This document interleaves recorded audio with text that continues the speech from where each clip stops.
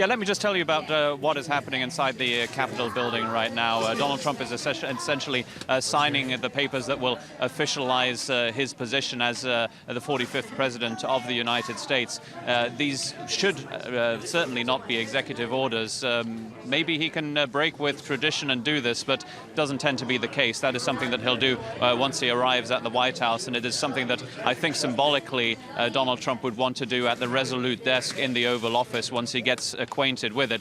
It is true that he might be signing some executive orders as early as today, and as Douglas Herbert said earlier, we don't know at this point which ones he will prioritize and which ones he will wait for the next few days. It looks like this will be a White House that will be relatively inactive, and at least in terms of what Donald Trump himself will do over Saturday and Sunday, with the first real day of work according to the transition team on Monday. So what Donald Trump is doing now, he's signing these papers to make it all official, and then he will be part of this luncheon held here in the statuary hall in the U.S. Capitol building. That will be attended by all the leaders here in Congress, but not, of course, as you have seen, by the former President Obama and former Vice President Joe Biden, both of whom are now very much on their way, either on holiday in the case of President Obama or home in the case of former Vice President Joe Biden.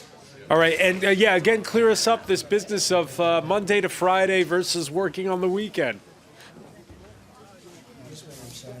Yeah, we'll see about that. You know, a lot of us thought that Donald Trump would actually spend many weekends in New York, where he has actually been working on his transition. That's where his transition offices have been, and where pretty much all meetings have happened between him and potential members of cabinet and business leaders over the last few months. But actually, what we expect to happen is that Donald Trump will actually spend more weekends in Florida, in his resort and his golf resort there, where he's already spent quite a few weekends. That is most likely going to be his regular destination at the weekends. In fact, we already saw a tweet not too long ago from Donald Trump where he described Mar-a-Lago, his resort there in Florida, as the winter White House. So expect quite a few trips over there. What will happen, though, this weekend? Well, we don't know what's on the public schedule yet for Saturday and Sunday. We know that Monday, at least for us, there will be the first press briefing with the new press secretary,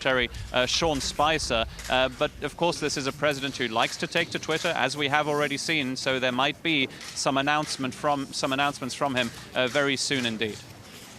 All right, we want to welcome at this point at 14 minutes past 1 p.m. in Washington, as Donald Trump signs the paper to make everything official as U.S. president. These aren't the executive orders, as Philip Crowther just pointed out. Those could come later in the day. We want to say hello once again to Anne Bagamary of the International School of Paris. We also want to welcome at this point James McCauley, Paris correspondent for the Washington Post. Nice to see you again. Nice to see you again, Stuart Haugen, a supporter of Donald Trump, former chair of Republicans abroad here in Paris. Thanks for having me. And historian Nancy Green of the prestigious French School of Higher Learning, EHESS. Thank you for being with us.